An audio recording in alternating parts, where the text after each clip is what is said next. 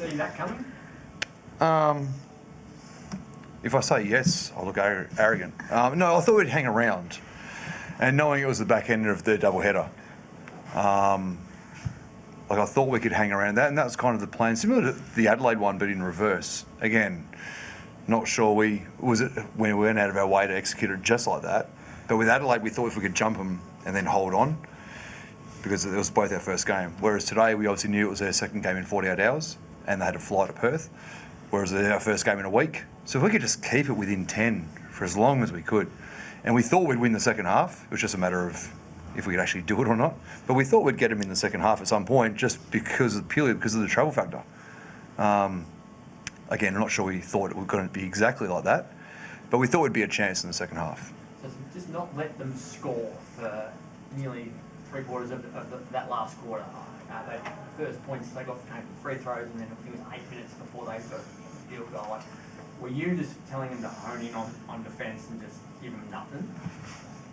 Give them Tegan. No, dead set. Give them Tegan. I thought we, again, minus the first 7 minutes, which was just terrible, and we'll go and clean that up. I thought we guarded okay in patches in the first half, but Nicholson just got away from us completely. And then Tegan won by default in the sense of Chibba had enough on her plate, / was on 1 foot, and Amy's obviously just coming back from surgery, so Tegan was the last guard left. So Tegan, you've won, let's go. And then did that. So we thought she could guard, but to lock down Nicholson, who's one of the best guards in the competition. I thought Tegan's performance was brilliant. I said, I described it as an AFL tag at times, you were so close and so physical. What were your tactics going into it?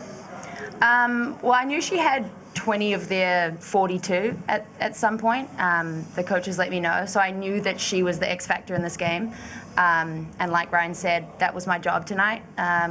So yeah, I think just being physical with her and giving her nothing. But yeah, I think it was more an energy and a mindset that my job was that she didn't touch the ball, and I did everything I could so that didn't happen.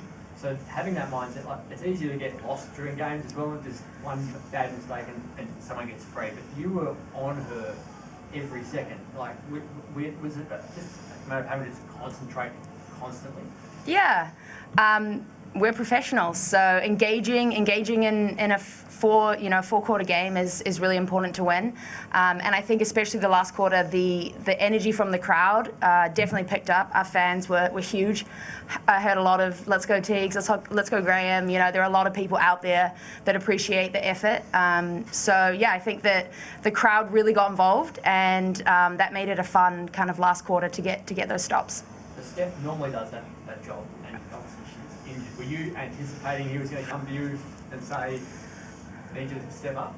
Yeah, we had a conversation before the game. So I had, a bit of that pre-game sort of mindset, and I didn't feel like I executed that well enough in the first half. And so yeah, I really felt like I had to step that up and make sure that she just didn't get any touches, because she was, hitting shots, and she's a great player, and so she'll do that. And I think the physicality was also to create a little bit of fatigue, because, like Ryan said, it's a lot of travel getting to Perth, which I'm finding out moving to Perth. So just being physical, those bangs, always bumping. It's a long 40-minute game. So do you want to become that sort of player in this league where you are that defensive juggernaut who can make life really hard for everyone? I would like to be the player that does the things to win. So if that means picking up their best player and defending, I'm happy to do that. I would like to make some shots at some point as well, but that will come. And like I said, I'd much rather win. So if that's what we needed to win every game, I'm happy to do it. So you found someone to play Steph while she's hurt. The ball handling's a bit of a challenge still with that Ali out there. How do you overcome that challenge? Yeah, well, first off, can we get Ali back sooner rather than later? And that's kind of been the glass half full approach through pre-seasons. Once Ali gets there, once Steph gets there, we'll be fine. It's like, cool, but the games have started. And in fairness, we've had that mentality to a degree through pre-season with the rebounding. Once Bree turns up, we've got Bree and Maylin in the same team, we'll just dominate the glass. And we're 0-6 now on an offensive rebound count. So adding Ali back will help, but it won't solve everything. So we've got to find some pressure relievers. We've got to find our playbook much better. Again, Sydney up and in. and Ali Wilson's speed to break the lines, to use your footy analogy from earlier, will help enormously. So if you get up and into Ali Wilson, she's just gone. So that'll help. How much of the percentage? It won't solve it 100%, but it clearly will solve a massive portion of it. Your two skippers tonight. Yeah. Annalie's rebounding, just intensity, and Amy just kept finding a way to score. Yeah, that's probably the part we were really pleased with getting out of Adelaide with the W, is that they both had games that weren't like them. So, and at some point, they're such good players and they're such high quality players that they're going to bounce back. And it's like, well, if they both had a bad game or an average game in the same night, they're probably both going to turn it on in the next game. So we expected a boost from the two of them. Again, Amy's still working her way through it, but it was really important late. And Maley was just a machine, especially in the first half. I thought Maley kept us in it. We could have been down 20 at half time. I thought Maley's will and drive kept us alive. And to be 2-zip when you could easily be on 2, like you've found a way both times. What is that what's a message you're able to give to your group now about just stay in games and you'll be able to fight your way through? Yeah, I'm not confident it's that simple, but certainly, again, we kind of roadmapped.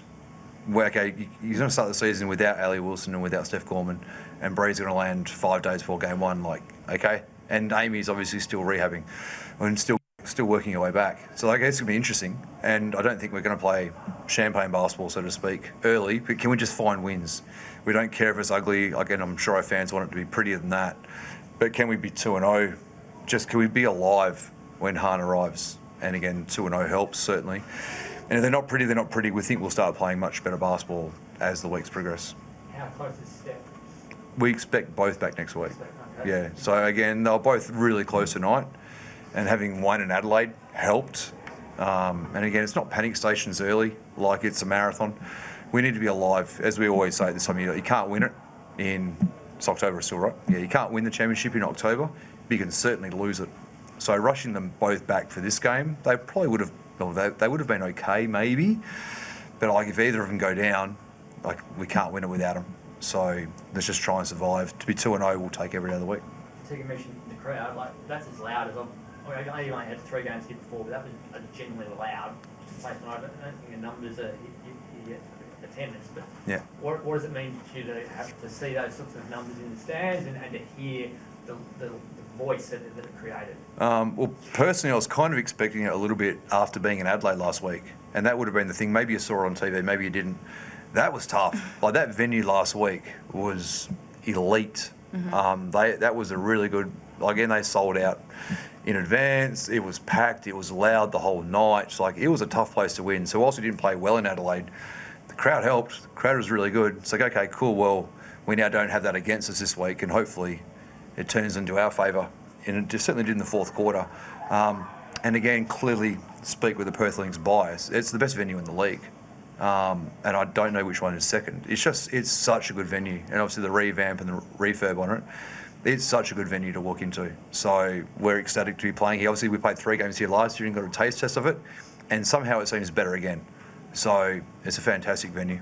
How did you find the venue this first time around? It's beautiful, yeah. I mean, we're very, very lucky to play here. Again, the crowd was awesome, gave us a huge boost, and yeah, even the graphics and the lighting, it's pretty cool. It's pretty cool to be playing basketball here. Just one very quick one. Obviously, like, I was sitting behind the Perth bench, and like the energy, especially in that fourth quarter, was just like electric. And then obviously, like, the crowd stood up and everyone really got behind you. But what was it like emotion-wise, being on the court while all that's going on? I think we really fed off that. I think we had a lot of great energy come off our bench too. So I think as a team unit, we're pretty good at that. But again, like, we have some really elite players that can focus, on their job. Amy in the fourth quarter just making shots, Maylee being the machine that she is. And Bree played big minutes tonight and, created a lot of good stuff for us. So I think overall, our team are full of really professional elite players. So we use that energy, but we stay really focused. And I feel like I'm maybe the one right there in the core group that's like, momentum. But I like that role, and I like having a lot of energy and chatting. And so these kind of arenas, I love playing in packed places like this, because you can lean into that and you can create a really positive, push, which we did, and we used that momentum hugely. Craig asked all the other questions, so perfect. Thank you.